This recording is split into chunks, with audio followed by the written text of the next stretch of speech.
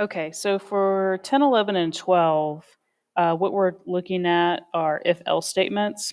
And so what I'm going to do is make one video for all three of these because really, after you understand how this if else statement works, then you can just copy and paste the information that you need from one program to the next.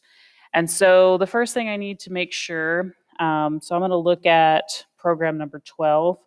It says, if the bump switch is pressed, turn on the claw motor at a speed of 63 or else turn the claw motor off. If the limit switch is pressed, turn claw motor in reverse at a speed of 63 or else turn the claw motor off. Okay, so you need to make sure, first of all, that you have your claw motor set up in your motors and sensors, because otherwise, if you don't, it won't work.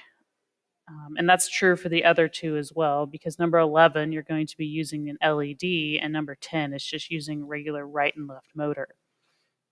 And then I have my Pragma code set up. Like usual, in order for this to work, it needs to be continuously looping. So I've got my whiles true. And then it says if the bump switch is pressed, in this case, I'm going to turn on the claw motor. For 11, it's going to be an LED, and for 10, it's just going to be a right motor. Else, turn off the claw motor. If the limit switch is pressed, turn on the claw motor in reverse, or else turn off the claw motor. So down here, I've got the program actually already written out, but I do want to make sure that you understand these curly braces and how to read it, because now we're getting to the point where curly braces can become confusing if you are not paying attention to how they are structured. And so this curly brace on line number 25 is matched to this closing curly brace down here for line 45. And so this is the open curly brace for the task main, and then this is a closed curly brace. Actually, I haven't typed that out yet. Closed curly brace for the task main.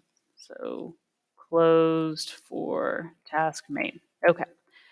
And then here, while we've got this open curly brace, we need this closed curly brace for the while loop. And so these are actually, they're stacked on top of each other in the same column. So you can easily tell if you've got this structured correctly if you pay attention to your formatting. And then we've got our if else statement. So if, and then we're going to be using sensor value for this. We're not going to be using until bump. And I find sensor value over here in sensors where it says variables, sensor value. There's really not a whole lot to drag over, so you can honestly just type it. But you do need to make sure you remember to include the open and closed parentheses for your sensor value, because this is the condition for if being true. So if sensor value bump switch is pressed equals 1. So if this is true, I need to start the claw motor, or else this is not pressed, so it's a 0. And so if it's not pressed, we need to stop the motor.